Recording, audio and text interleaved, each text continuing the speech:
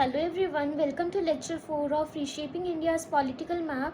So today we're gonna start Mughals.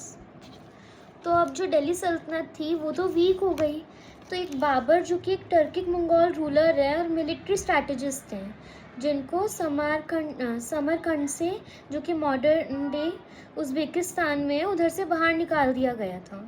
ठीक है, तो वो अब इंडिया में उनकी नज़रें पड़ी कि लाइक वहाँ से तो बाहर निकाल दिया, अब कोई तो जगह चाहिए ना जहाँ वो अपनी पार्ट दिखा पाए। तो उन्होंने क्या, वो इंडिया में आ गए। ठीक है, अब वो क्या है, डिसेंडेंट है तिमुर के। तिमुर तिमुर यू रिमेम्बर, इंडिया में आए थे तिमुर, देन वो लूट वगैरह करके अपना प्लंडर के बाद वापस चले गए थे।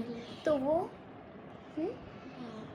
तो वही वो मंगोल से आए थे, देन सारा प्लंडर इकट्ठा करके अपना स्टील करके इंडिया की वेल्थ चले गए थे, क्योंकि उनका कोई मन नहीं था इंडिया में ज़्यादा टाइम रुकने का। तो उनके ही डिसेंडेंट हैं बाबर। ठीक है, वो वही पढ़ा था, आइकोनोक्लाज्म भी पढ़ा था, इन्फिडल्स के साथ वो हार्श ट्रीटमेंट, स्लेवरी, ये सब जो हमने पढ़ा था। ओके, तो इन्होंने इब्राहिम लोदी को डिफीट करा पानीपत में 1526 में, जिसको फर्स्ट बैटल ऑफ पानीपत भी कहा जाता है। ठीक है, अब ये बैटल जो था वो गन पाउडर पे ही पूरा रिलाई हो रखा था। ठीक है, फील्ड आर्टिलरी पे, मैचलॉक गन्स पे, ठीक है, जो कि वॉरफेयर में उसी टाइम नई नई इंट्रोड्यूस हुई थी।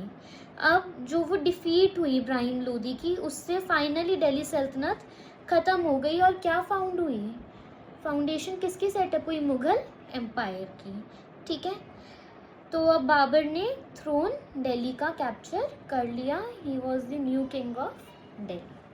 ठीक है, अब बाबर एंड इंडिया की अगर हम बात करें तो बाबर ने बहुत ही कैंडिड ऑटोबायोग्राफी भी छोड़ के गए हैं। ठीक है, बाबरनामा यानी बाबर्स मेमोइर्स, इसमें उनको बहुत ही कल्चर्ड दिखाया गया है, इंटेलेक्चुअली क्यूरियस दिखाया गया है। ऐसा दिखाया गया है कि वो architecture, poetry, animals, birds, flora यानी all the kinds of plants found in a particular area, fauna means all the kind of animals found in a particular area। तो वो उन चीज़ों को बहुत अप्रिशिएट करते थे। ठीक है, बाबरनामा में ऐसा लिखा गया है। बट वो बहुत ही ज़्यादा ब्रूटल और रूथलेस कॉन्करर भी थे, जो कि पूरी पूरी पॉपुलेशन को स्लॉटर कर देते थे, विमेन और चिल्ड्रन को एनस्लेव करते थे, है ना, और टार्स बनाते थे स्कल के, जिन लोगों को मारा उनके स्कल के ऐसे टार्स बनाते थे और बहुत ही प्राउड फील करते थे उसमें। ठीक है, तो यानी जिस सिटी को प्लंडर करा उसी के लोगों को मारा और उन्हीं के स्कल का क्या बना दिया, एक टार बना दिया। Can you imagine.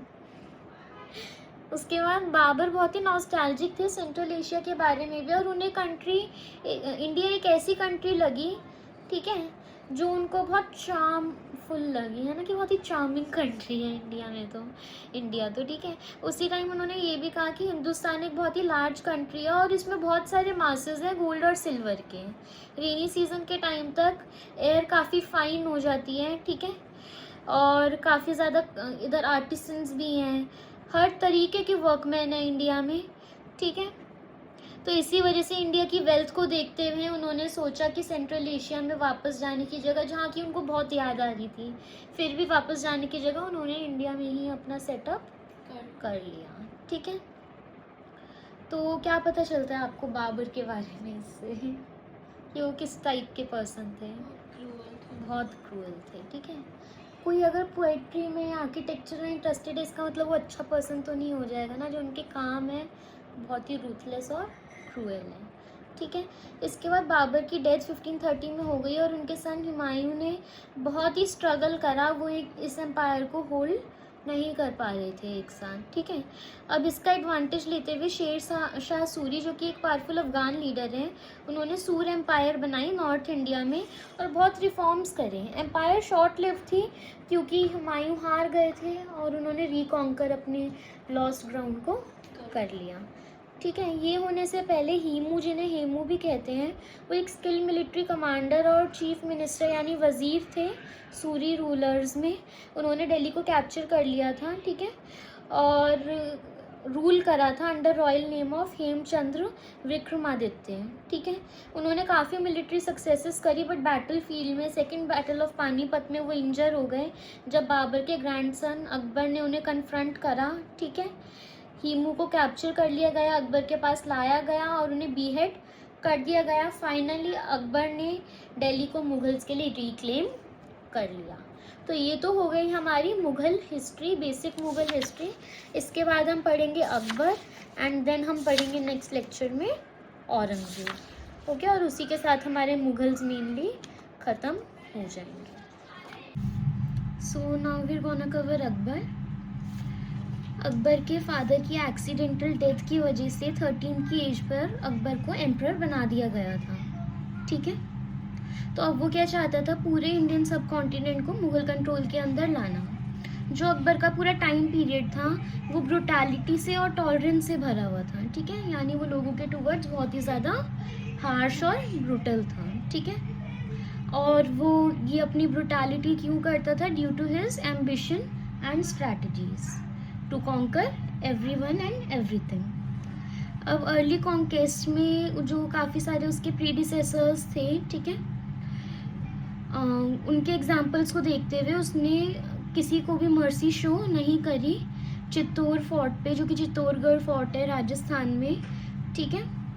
और वहाँ पे वो 5 मंथ से ज़्यादा रहा और राजपूत सोल्जर्स से उसने बहुत ही ज़्यादा रेजिस्टेंस फेस करी। अब मुग़ल आर्मी को काफ़ी ज़्यादा लॉसेस फेस करने पड़े, बट फाइनली जो वो फोर्ट था वो ब्रीच हुआ, ठीक है। और लार्ज नंबर्स में डेथ्स हुई, हंड्रेड्स ऑफ वुमेन ने जो हार कमिट कर लिया। अब जो हार क्या होता है, टर्की क्या मुग़ल आर्मीज़ को इन्वेड करते टाइम, ठीक है, वुमेन को क्या स्लेव्स की तरह देखा जाता था और उनको क्या करा जाता था, एब्यूज़ करा जाता था। तो जो राजपूत वुमेन थी वो मास फायर में जंप कर जाती थी ताकि उन्हें कैप्चर या इंस्लेव ना करा जाए। दे वर लाइक कि they will end up dying, है ना, वो सुसाइड कर लेंगे, एक मास सुसाइड मान लो कि they will suicide instead of being captured by Mughals, है ना, कि वो सुसाइड कर लेंगे बट वो मुगल से कैप्चर नहीं होंगे, उनके हाथों नहीं मारी जाएंगी, ठीक है। तो जो हार को हीरोइक एक्ट माना गया, ठीक है, फाइनल रेजिस्टेंस का। और जो हार का मतलब क्या है, एक तरीके से अपना ऑनर प्रिजर्व करना, है ना, कि विमेन ने अपना ऑनर क्या करा, प्रिजर्व करा। फाइनली जब अकबर चित्तौड़गढ़ फोर्ट में गया तो हंड्रेड्स ऑफ राजपूत वुमेन को उनकी क्वींस लीड कर रही थी और नोबल वुमेन लीड कर रही थी, और थाउजेंड्स ऑफ वुमेन ने, हंड्रेड्स ऑफ वुमेन ने क्या करा, जो हार कमिट करा।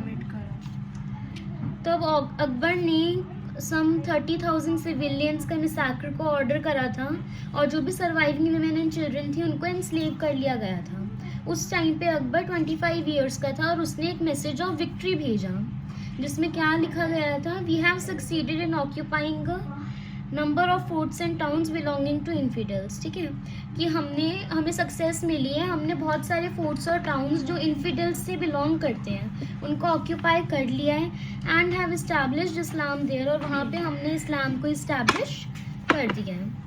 तो ब्लड थर्स्टी स्वॉर्ड की हेल्प से उन्होंने जितने भी इन्फिडेलिटी के साइंस थे उनको इरेज कर दिया है ना, उनके माइंड से उनके रिलीजन को क्या कर दिया है, इरेज कर दिया है, उन जगहों के टेम्पल्स को डिस्ट्रॉय कर दिया है ना। ऑल ओवर हिंदुस्तान जितने भी इन्फिडेल्स के टेम्पल्स हैं, रिलीजियस प्लेसेस हैं, उनको डिस्ट्रॉय कर दिया है। तो यही सब अकबर की विक्ट्री, अकबर के लिए विक्ट्री क्या थी, इन्फिडेल्स के ऊपर अपना कंट्रोल पाना, ठीक है, और इन्फिडेल्स को किल करना, उनके रिलीजन को डिस्ट्रॉय करना। अब अकबर ने अपने प्रीडिसेसर्स को फॉलो करा, ठीक है, और उनका कहना था कि एक जो मोनार्क है ना, उसको हमेशा क्या रहना चाहिए, हायर लेवल पे रहना चाहिए, हमेशा क्या रहना चाहिए, हार्श ब्रूटल रहना चाहिए, वरना उसके जो एनिमीज होंगे they will rise against him. तो जैसे जैसे उसकी एम्पायर ग्रो हुई तो वो और ज़्यादा पॉलिटिकल स्ट्रैटेजीज़ का यूज़ करने लगा अपनी एम्पायर को स्टेबलाइज करने के लिए, मैरिज अलायंसेस करने लगा नेबरहुड किंगडम की प्रिंसेसेस के साथ, और राजपूत और रीजनल लीडर्स को भी अपने कोर्ट में वेलकम करा। उन्होंने जिज़्या को एबॉलिश कर दिया और डॉक्ट्रिन ऑफ सुलही कुल प्रमोट करा, ठीक है, जिसका मतलब क्या है, पीस विद ऑल या टॉलरेंस ऑफ ऑल फेथ्स। तो कहने का मतलब है काफ़ी आपको अजीब नहीं लग रहा सुनने में कि पहले तो उसने इन्फिडेल्स को किल कर दिया, एनस्लेव कर दिया विमेन और चिल्ड्रन को, जो भी इन्फिडेल्स थे, है ना, और बाद में वो खुद ही पीस फॉर ऑल कर रहे हैं, प्रमोट, है ना, पीस विद ऑल कर रहे हैं। तो ये क्या थी, उनकी पॉलिटिकल स्ट्रैटेजी थी, क्योंकि उन्हें पता था जो भी काम उन्होंने करा है एट द एंड उस वजह से उन्हें काफ़ी ज़्यादा रेजिस्टेंस फेस करनी पड़ेगी और उनकी एम्पायर क्या हो जाएगी, ब्रेक हो जाएगी। तो इसलिए उन्होंने पॉलिटिकली बहुत ज़्यादा स्ट्रैटेजी अपनी बनाई एंड पीस विद ऑल और टॉलरेंस ऑफ ऑल फेथ्स को प्रमोट करा। तो इंटरफेथ डायलॉग्स के थ्रू अपॉइंटमेंट हिंदू ऑफिशियल्स को अपॉइंट करा जाता था हाई पोजीशन पे, बोल्ड रिफॉर्म्स लिए गए। तो अकबर का जो किंगडम था वो एक्सपैंड हुआ और स्टेबलाइज हुआ और काफ़ी राजपूत रूलर्स भी उन्हें सपोर्ट करने लगे। उनके जो कोर्ट हिस्टोरियन और बायोग्राफर अबुल फजल थे, उन्होंने उन्हें ऐसे कहते हुए रिकॉर्ड करा है कि formerly I persecuted man into conformity with my faith and deemed it Islam. As I grew in knowledge, I was overwhelmed with shame. Not being a Muslim myself, it was in need to force others to become such, है ना। तो यानी पहले तो उनका क्या मानना था कि वो अपने फेथ को लेकर इतने ज़्यादा स्ट्रॉन्ग था उनका फेथ कि उनका ये मानना था कि सिर्फ इस्लाम ही क्या होता है, क्या होता है इस्लाम, सबसे अच्छा रिलीजन होता है। तो सबको इस्लाम ही फॉलो करना चाहिए और कोई इस्लाम को फॉलो नहीं कर रहा तो वो खराब होता है, ठीक है। बट बाद में जैसे जैसे उनकी नॉलेज बढ़ी वो बहुत ज़्यादा ओवरवेलम हो गए शेम से, बहुत ज़्यादा उन्हें एम्बैरसमेंट फील हुई।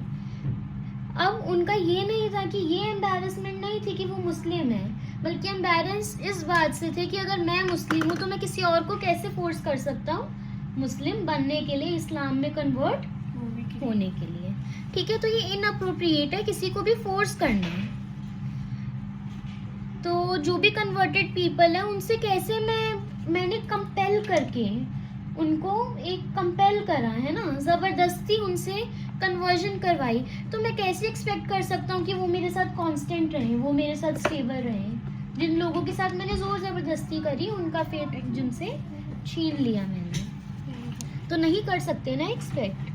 तो अकबर का ये कहना है कि उन्हें ये रियलाइज़ हो गया, जबकि रियलिटी किसी को भी नहीं पता। मे बी उन्हें रियलाइज़ ना हुआ हो, जस्ट ये भी उनकी पॉलिटिकल स्ट्रैटेजी हो, या मे बी एक्चुअल में भी रियलाइज़ हो गया हो।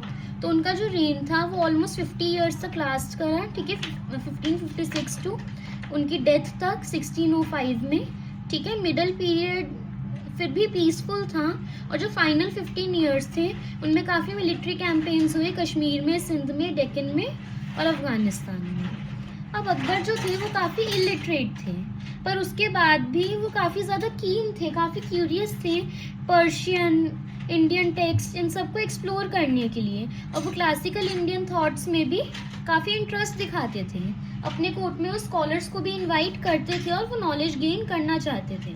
उन्होंने फतेहपुर सिकरी में एक हाउस ऑफ ट्रांसलेशन भी इस्टेब्लिश करा, जहाँ पे जो ज़्यादातर संस्कृत टेक्स्ट हुआ करते थे उन्हें पर्शियन में कन्वर्ट करा जाता था, जैसे महाभारत, ठीक है, रजनामा पर्शियन में, ठीक है, या बुक ऑफ वॉर और रामायण, ठीक है, 176 ब्यूटीफुल मिनिएचर पेंटिंग्स के थ्रू, ठीक है, भागवत गीता, पंचतंत्र। तो इन सबको उन्होंने क्या करवाया, कन्वर्ट करवाया, ठीक है, ट्रांसलेट करवाया, ताकि वो भी उसे समझ पाए और ज़्यादा से ज़्यादा नॉलेज को स्प्रेड कर पाए, ठीक है। अकबर के सन जो जहांगीर थे वो भी, उन्हें भी काफ़ी प्यार था आर्ट से और आर्किटेक्चर से, और वो डेक्कन में जो एम्पायर था उसको एक्सपैंड करना चाहते थे। उनके सन जो शाहजहाँ थे उन्होंने काफ़ी रेबिलियंस फाइट करे, ठीक है, और वो ताजमहल के बिल्डर की तरह बहुत अच्छी से जाने जाते हैं, ठीक है। ताजमहल को आज भी ग्रेट आर्किटेक्चरल मार्वल माना जाता है, ठीक है। तो फिर उस टाइम में, अकबर के टाइम में, उनके सन जहांगीर के टाइम में और उनके भी सन शाहजहाँ के टाइम में आर्ट को, आर्किटेक्चर को बहुत ज़्यादा इम्पोर्टेंस दी जाती थी।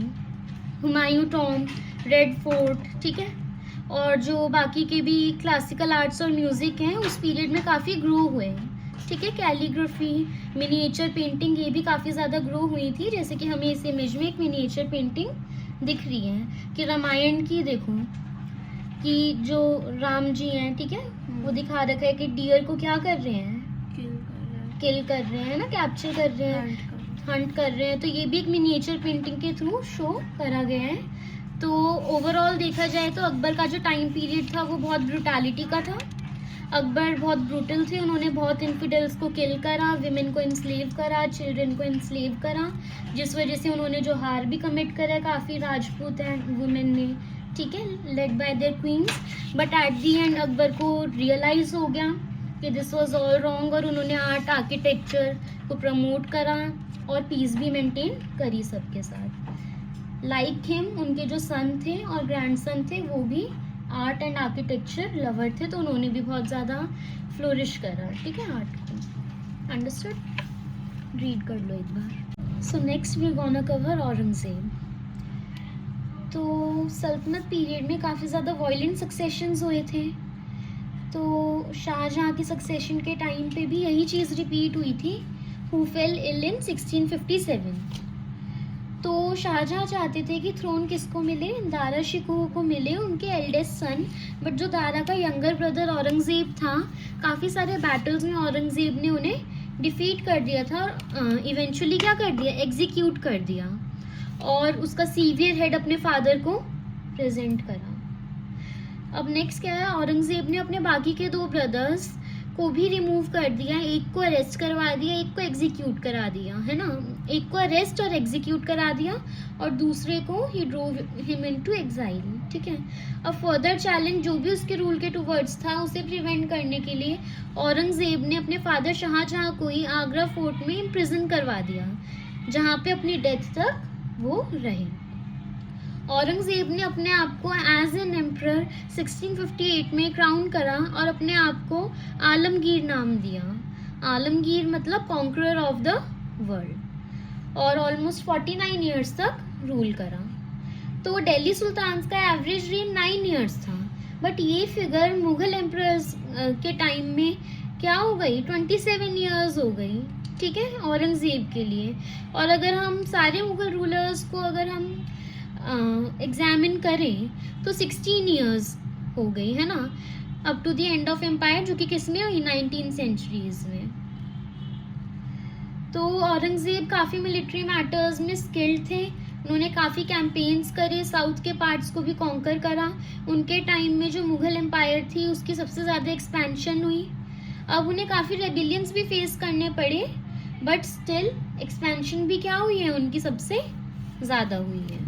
अब औरंगज़ेब को लास्ट 25 ईयर्स जो उनकी लाइफ के थे वो डेक्कन में वॉर फाइट करने में ही बिताने पड़े हैं। अब वो लार्ज आर्मीज मेंटेन करते थे अपने कैंपेन्स के लिए, जिस वजह से उनकी जो एम्पायर की ट्रेजरी थी वो डिक्लाइन हो गई थी और उनके एडमिनिस्ट्रेशन पे बहुत स्ट्रेन पड़ गया था। और इसी वजह से मुगल पावर क्यों डिक्लाइन हुई औरंगज़ेब की डेथ के बाद, due to lack of wealth, ठीक है, क्योंकि सारी जो वेल्थ थी वो किस में लग जाती थी, आर्मीज मेंटेन करने में और वॉर्स फाइट करने में ही लग जाती थी। तो औरंगज़ेब की डेथ हुई 1707 में। अब औरंगज़ेब जो इस्लाम की सुन्नी सेक्ट से बिलोंग करते थे वो बहुत ही रिलीजियस थे, ठीक है। अब अनलाइक अकबर वो सारे रिलीजियस रिचुअल्स और ओकेजन्स को ऑब्जर्व करते थे, और जो भी नॉन इस्लामिक एक्टिविटीज़ थी जैसे म्यूज़िक एंड डांस वो उन्होंने बैन कर दी थी, और जिज़्या टैक्स भी इम्पोज कर दिया था नॉन मुस्लिम्स पे, और पिलग्रिमेज टैक्स भी लगा दिया था उन हिंदूज़ पे जो सीक्रेट प्लेसेस पे ट्रैवल करते थे, जो कि अकबर ने चीज़ें अबॉलिश कर दी थी। वो क्या कर दी, री इम्प्लीमेंट कर दी औरंगज़ेब ने, ठीक है। अब कुछ जो स्कॉलर्स हैं वो ये भी कहते हैं कि औरंगज़ेब के सारे मोटिव्स पॉलिटिकल थे, अपनी एम्पायर को एस्टैब्लिश करने के लिए और अपनी डोमिनेंस के लिए। तो वो काफ़ी ग्रांट्स और एश्योरेंसेस के एग्जाम्पल भी देते हैं कि कुछ टेम्पल्स की प्रोटेक्शन के लिए औरंगज़ेब ने ग्रांट्स भी दिए थे।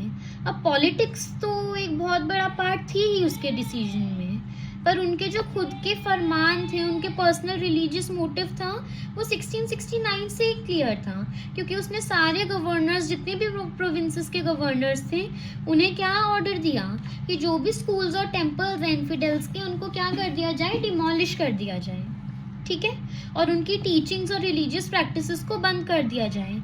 तो जो बनारस में, मथुरा में सोमनाथ टेम्पल है, उन सबको डिस्ट्रॉय कर दिया गया, जैन टेम्पल, सिख गुरुद्वारा, सबको क्या कर दिया गया, डिस्ट्रॉय कर दिया गया। अब ये उनके जो वो सूफीज हो गई, ठीक है, ज़ोरोस्ट्रियंस हो गई, ठीक है, जो भी पारसीज के रिलीजन थे, ठीक है, जो पारसीज का रिलीजन था इंडिया में, ठीक है, जो ओरिजिनली पर्शियन थे, उनके टूवर्ड्स जो उनका एक्ट था उसमें भी क्लियरली विजिबल था कि उनका मोटिव क्या था, less political and more religious, ठीक है। अब जो लास्ट 2 लेटर्स थे औरंगजेब के, जो उनके सन के लिए थे, तो उसमें उन्होंने लिखा कि I came alone and I am going away alone, कि मैं अकेला आया था और अकेला ही जा रहा हूँ। I know not who I am और what I have been doing, ठीक है, कि मुझे नहीं पता मैं कौन हूँ और मैं क्या कर रहा हूँ, ठीक है।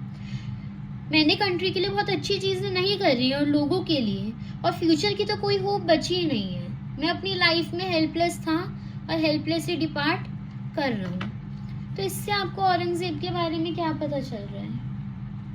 क्यों क्रूअल था, थोड़ा सा क्रूअल था। उसने ये कहा है कि मुझे नहीं पता मैंने क्या करा, क्यों करा, क्या करता आ रहा हूँ, हेल्पलेस था, हेल्पलेस ही जा रहा हूँ। और फिर जबकि एक्चुअल में वो कितना क्रूअल था। तो ये वर्ड्स बहुत ज़्यादा आयरॉनिक नहीं लग रहे उसके, है ना। अब कुछ जो इन्वेडर्स और रूलर्स थे उन्होंने मेंशन करा, ठीक है, कि जो औरंगजेब था उसकी टेरिबल डीड्स के बारे में, ठीक है, एट्रोसिटीज़ के बारे में। तो ये क्या है, हमें ये याद रखना चाहिए ये पढ़ते हुए, ये चीज़ें पढ़ते हुए, ठीक है, कि ये चीज़ें पास्ट के बारे में, आज के टाइम के लोगों के बारे में नहीं है। और जो भी लोग जिन्होंने ये सब सफ़र करा वो हमारी रिस्पेक्ट डिज़र्व करते हैं। पर हमें ये दिमाग में रखना चाहिए कि हंड्रेड्स ऑफ ईयर्स अगो जो भी लोगों ने एक्शंस लिए उसके लिए हम रिस्पॉन्सिबल नहीं है, हम रिस्पॉन्सिबल नहीं है, ठीक है। तो हम उसके लिए रिस्पॉन्सिबल नहीं है, हमें जस्ट उसे एज एक रिमेम्बरेंस के लिए, एक हिस्ट्री को स्टडी करने के लिए पढ़ना है, बट ज़्यादा भी दिल पे नहीं लेना है, ठीक है। So this was all about Aurangzeb. अब नेक्स्ट लेक्चर में हम पढ़ेंगे resistance to Mughals. Till then bye.